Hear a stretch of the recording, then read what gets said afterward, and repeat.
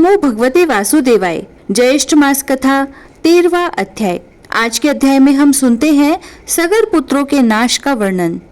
स्कंद जी कहने लगे कि हे ऋषियों, जब इंद्र ने यज्ञ का सब वृत्तांत विष्णु से कहा, तब भगवान विष्णु मन से ध्यान कर इंद्र से निश्चित होकर बोले, हे इंद्र, मुझको और समर्थ शिव जी को उन लोगों ने नहीं बुलाया, इसीलिए मैं तुमसे एक उपाय बताता हूँ, तुम उपाय को करो।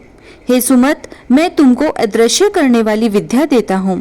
तुम पवित्र होकर उस विद्या को ग्रहण करो और निर्भय होकर फिर जाकर विधि से उस विद्या का जाप करो। सावधानी से यज्ञ के घोड़े का हरण करो और उसी तरह मौन पूर्वक कपिल ऋषि के आश्रम में जाओ। सब देखकर यज्ञ के घोड़े को रखकर स्वर्ग में जाकर पूर्ववतः अपना काम करो, अन्यथा वे लोग यज्ञ के बल से बलान्वित होकर सबको मारेंगे। भगवान के वचन सुनकर इंद्र ने विधिवत स्नान किया, अदृश्य कारिणी विद्या को ग्रहण कर प्रथम मधुसूदन भगवान को प्रणाम किया और पूछा कि भगवान कपिल मुनि कहाँ पर है। श्री विष्णु भगवान कहने लगे कि कलिंग देश से पूर्व की तरफ पृथ्वी के अंदर गुफा में कपिल ऋषि ने पाताल के समान भूग्रह बना रखा है। उसी भूग्रह में ध्यानावस्थित होकर कपिल मुनि रहते हैं। विष्णु भगवान के वचन सुनकर इंद्र यज्ञ के घोड़े के पास गए और भगवान विष्णु के उपदिष्ट विद्या का ऋषि देवता के सहित जप करते हुए यज्ञ के घोड़े को लेकर शीघ्र चले गए और यह वार्ता किसी को कुछ मालूम न हो सकी। एकांत में ध्यान मग्न कपिल मुनि को देखकर इंद्र ने विधि पूर्वक प्रणाम किया और यज्ञ के घोड़े को वहां बांधकर इंद्र अपने स्वर्ग को चले गए, परंतु मन में फिर भी शंका बनी ही रही। इधर यज्ञ के घोड़े के हरण हो जाने पर उसके रक्षक एक साथ अज्ञान से मोहित होकर सभी ने राजा से आकर कहा कि राजन, यज्ञ का घोड़ा कहाँ गया या फिर उसे कोई हर कर ले गया, हम नहीं जानते।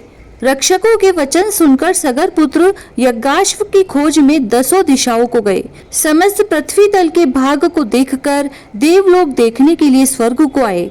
इसके पश्चात नक्षत्र लोक को गए और इंद्र की पुरी को गए। संशय में पड़कर व्याकुल सगर पुत्र इंद्र के प्रत्येक ग्रह में और दूसरों के ग्रह तथा नगर में अटारी, समस्त शाला, वन, उपवन, द्विकपालों के लोक, तदंतर ब्रह्मलोक, कैलाश, हिमवान तथा अनेकों मेरु पर्वत, समस्त गुफा और शिखर, गंधर्व लोक, यज्ञ लोक, तदंतर विष्णु लोक में भी गए। इस प्रकार सगर पुत्र सब लोकों में घूमे, परंतु यज्ञ के घोड़े का कहीं पता नहीं लगा। फिर वह पाताल के लोक में गए और 7 पातालों को देखा। फिर वह निराश होकर अपने शिविर में गए। सब दुखी होकर प्राण त्यागने को तैयार हो गए और सब काल से प्रेरित होकर पृथ्वी को खोदने लगे। अकस्मात उस विवर से मिला हुआ 100 योजन के विस्तार में इंद्रालय के समान और मनुष्यों से रहित दिव्य गहरी गुफा को देखकर सब के सब उस गुफा में चले गए।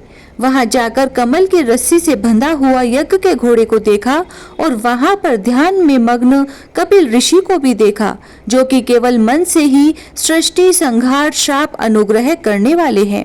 कपिल मुनि के प्रभाव से उन मूर्ख सगर पुत्रों ने कपिल मुनि को चोर समझकर कहा कि इसी ने घोड़ा चुराया है, अब भय से यहाँ ध्यान लगाकर बैठ गया।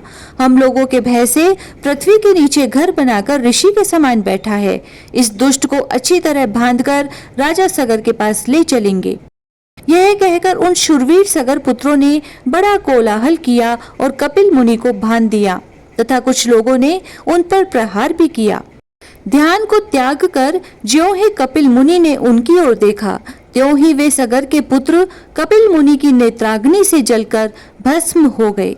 इति श्री ज्येष्ठ महात्म्य में सगर पुत्र नाश वर्णन 13वां अध्याय समाप्त हुआ। जय श्री राधे।